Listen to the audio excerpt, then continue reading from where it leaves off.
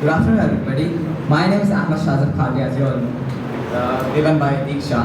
My name. Okay, so my topic is what makes a perfect antagonist. We all know our antagonists. Every single story has an antagonist. The concept of evil portrayed. So, what exactly makes this antagonist?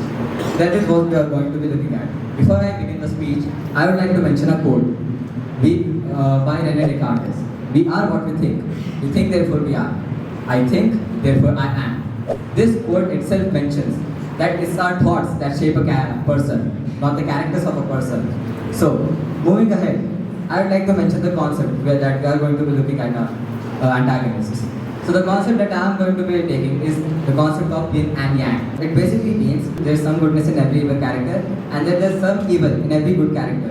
Because not every single person is perfectly good or perfectly evil.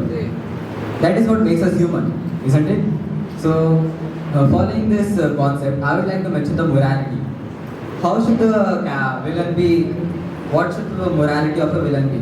Let's look at a problem, a famous, very popular problem, the trolley problem. In the trolley problem, you have a trolley heading towards one person. The trolley, if the trolley runs over the one person, it can kill the person. There's another 5 people tied to another track. It's your choice.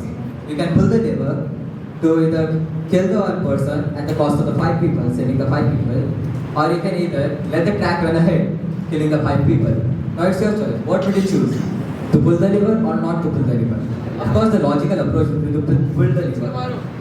Of course, yeah, the logical approach would be to pull the lever, but that might not necessarily be true for everything. I mean, by this, I mean that the human nature says you might get tensed up or you might have some fear that is present inside you that might make you not pull the lever. There might even be some responsibility that you don't want to uphold.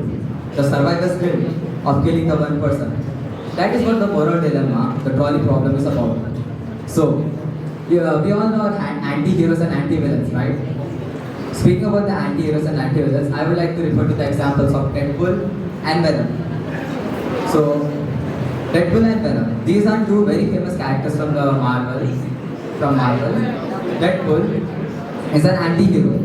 Of course, we all regard him as a hero. He makes very comical jokes, of course, but he does not have any remorse towards the person he kills or the villains he kills. Unlike Spider-Man, who does not pulls punches. Spider-Man pulls punches, but Deadpool doesn't pull punches. He is the villainistic villain version of Spider-Man. Same with Venom. Venom is the complete vice versa of Deadpool. In the case of Venom, he is villainistic towards Spider-Man, but not necessarily villainistic towards the others. In fact, in the comics we have seen that Venom actually saves the people. He can even look at a religious perspective.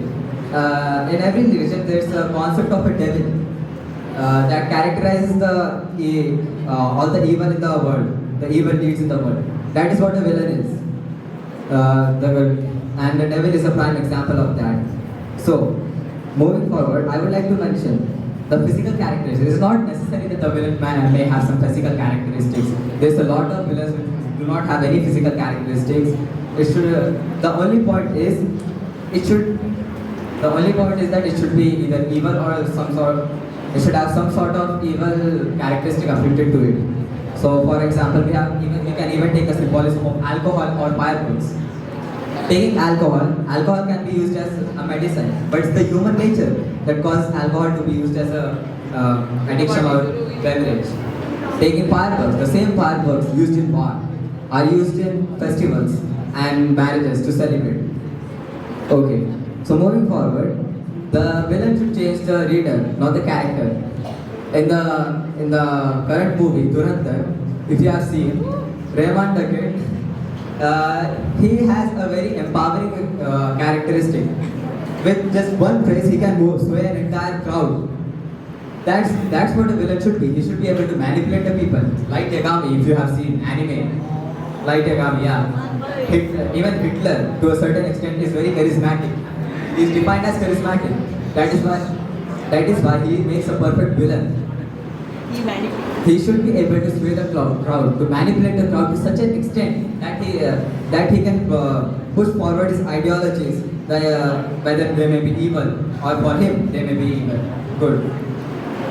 So the villain also about the physical characteristics.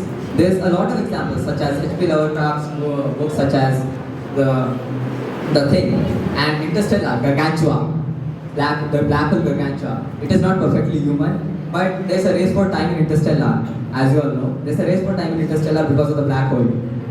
And that is what makes it antagonistic. It's not necessarily evil. Coming on to the mental conflict, the villain should have some sort of mental conflict. You can take the example of the Julius Caesar books. Brutus. Brutus has a mental conflict moving forward. He is like, he should either support Caesar or he should kill Caesar. That's the mental conflict he has throughout the story, and that is what makes him human, and that is his antagonistic property, which he doesn't realize. And of course, there's also Shylock, which was a previous book, Merchant of Venice, and there's also Pennywise and Annabelle. It's not necessary that Pennywise is antagonistic. Yes, Pennywise is an antagonistic character. He has a lot of evil characteristics.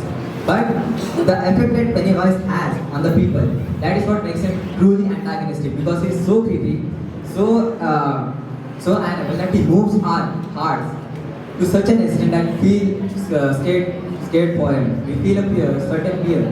Moving forward, the character arc of the person should be that he starts off as an inherently evil character, but he grows forward to become a good character. Of course, there's some evil characters like Carnage and stuff, but I'm going to be taking an example of Spider-Man. Of course, he's not a villain. We all know he's not a villain. He's a hero. But the things that happened to him may have made him a villain. That is true. Such as you have seen in the starting of that movie Spider-Man, he was very villainistic. He had certain traits to him that every teenager has. But after what has happened to him, after he gained the powers, in the quotes of Uncle Ben, with great power comes great responsibility, and that is what he got, responsibility, and that's what made him certainly a commendable hero. And also Loki.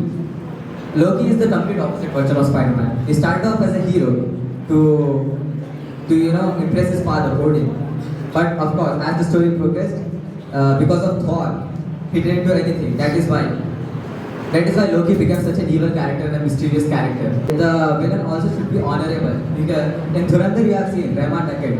Of course, we all know he is an evil character in the movie. But the way he swayed the crowd is what made him honorable.